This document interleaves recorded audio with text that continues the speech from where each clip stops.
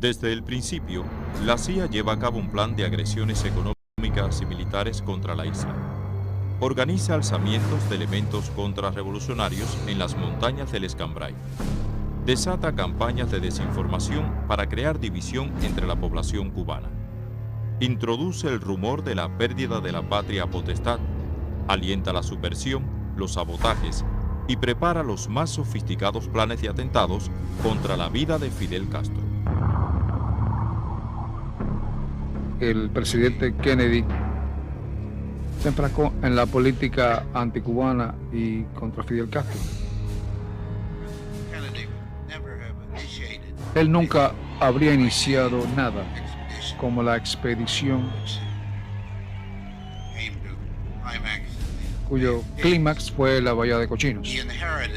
Él heredó esa aventura del gobierno de Eisenhower y le dijo a Kennedy que era algo bueno y que debía continuar.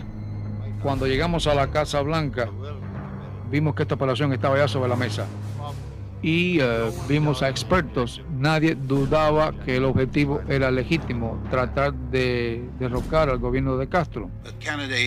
Kennedy trató de pasarla de una operación o una invasión completa a una infiltración, pero lo que realmente le impidió cancelar la invasión fue qué hacer con los más de 1,000 exilados cubanos que habían sido entrenados por la CIA durante varios meses en Guatemala. Si Kennedy hubiera cancelado ese plan, eso habría fomentado o alentado mucho a todos los fidelistas en el continente. Todo el mundo estaba en la Guerra Fría al principio del gobierno de Fidel Castro en Cuba. Se consideraba que eso era otra victoria para los rusos. Como acostumbrábamos a decir, ahora tenían una base comunista solamente 90 millas de nuestras costas. Hoy todo se achaca a la Guerra Fría. Es una cuestión que tendría que remontarse a mucho tiempo atrás. Responde a la manera de pensar no solo de una época, sino de toda una etapa histórica en este hemisferio. Se habrían producido acontecimientos y enfrentamientos de una forma o de otra, en cualquier época, con guerra fría o sin guerra fría.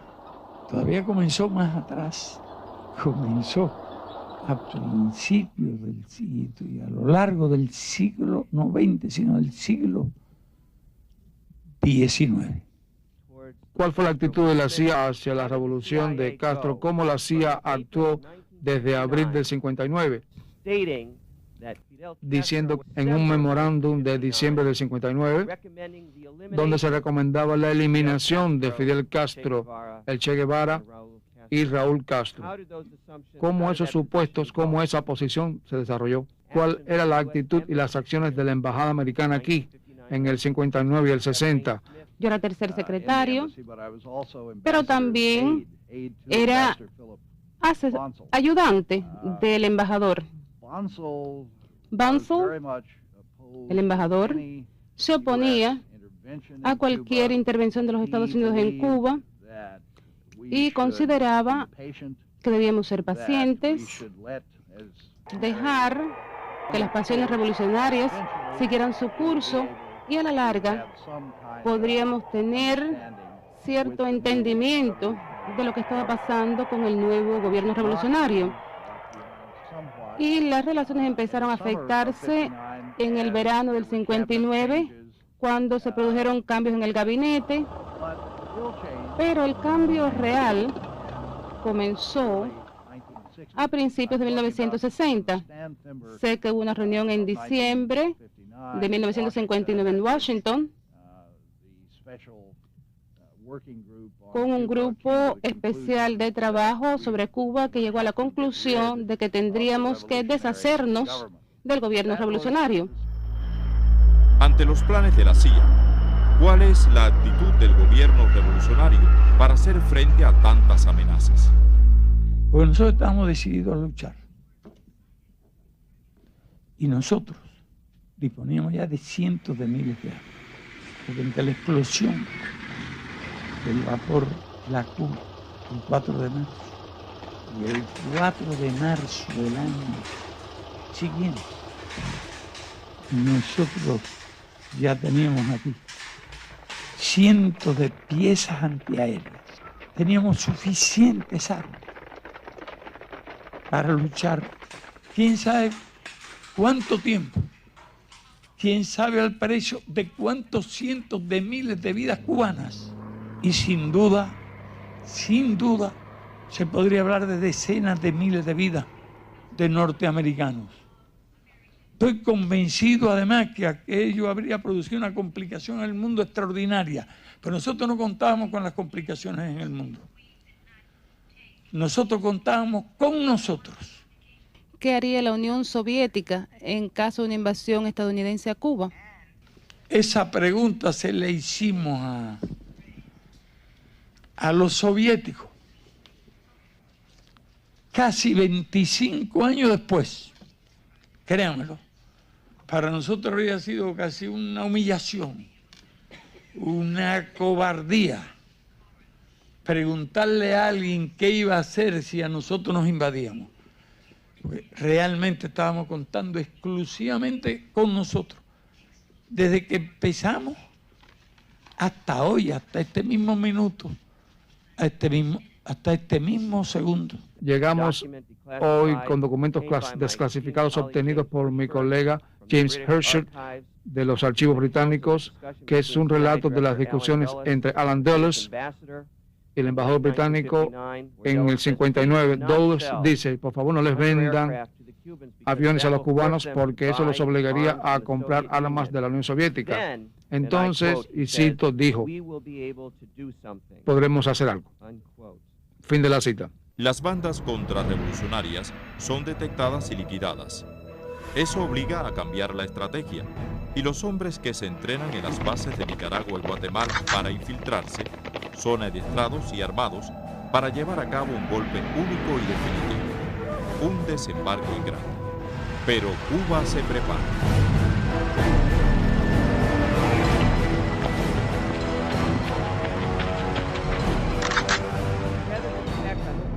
Más que los hechos, podemos definir los supuestos claves hechos por la CIA y por la Casa Blanca de Kennedy sobre Cuba. Se pensaba que el gobierno de Castro caería ante la presión americana. La segunda es que las milicias no lucharían y que desertarían. Y el tercero es sencillamente que habría una victoria fácil, o el supuesto de algunos funcionarios de la CIA de que Kennedy se vería obligado a enviar los marines para apoyar a la brigada. Ya se podría empezar a discutir después qué causa, qué factores, qué circunstancias dieron lugar, después de los acontecimientos de Girón o Bahía de Cochinos, como lo quieran llamar, a un empeoramiento, a un agravamiento de la situación y a un desarrollo hacia la crisis de octubre y a todo lo que ha ocurrido después, porque no saldremos satisfechos si no tomamos en cuenta todos los factores, circunstancias, antecedentes, mentalidades, costumbres, usos, ideas, creencias que envolvieron aquellos hechos. La Operación Pluto está en marcha. El territorio escogido para el desembarco es ideal. Las tropas bien entrenadas y con los mejores pertrechos militares. Tienen de todo, pero se creen sus propias mentiras y subestiman al pueblo cubano. En la historia de Bahía de Cochinos en estos 40 años, esta operación se conoce más bien, como dijo un historiador, como uno de esos acontecimientos extraordinarios en la historia, que fue un fracaso para los Estados Unidos a todos los niveles. Se pasa por alto el papel fundamental de Cuba en la derrota de las fuerzas apoyadas por Estados Unidos. La realidad sorprendente creada para los funcionarios estadounidenses el día 2 de la invasión, el 18, fue dicha por Bundy. Las fuerzas cubanas son más fuertes, la respuesta popular es más débil y nuestra posición táctica es cada vez más débil de lo que habíamos esperado. Enfrentamos a un enemigo formidable que reacciona con know-how militar y con vigor. Estos son los antecedentes de la política contra la Revolución Cubana en los primeros años. El pueblo confía en Fidel, se organiza y entrena para hacer frente a cualquier agresión. Sabe que de su preparación, disciplina y coraje dependerá la soberanía de la patria.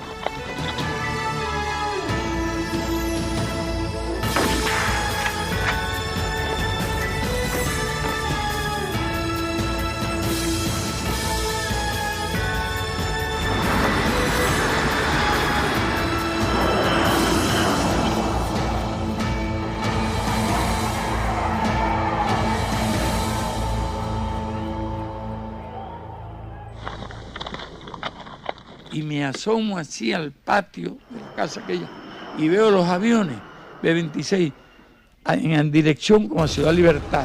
Me doy cuenta que iban a atacar. No pasaron ni 10 segundos, 15, 20 segundos y empieza a disparar los B-26.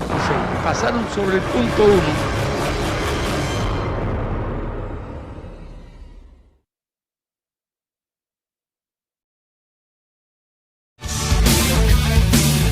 Súmate a nuestro canal en YouTube y si te gustan nuestros contenidos, da like, coméntanos tus ideas y comparte con tus amigos. Y no olvides darle a la campanita. Así la plataforma te notificará cuando subamos un nuevo material. CMHW, ahora en YouTube.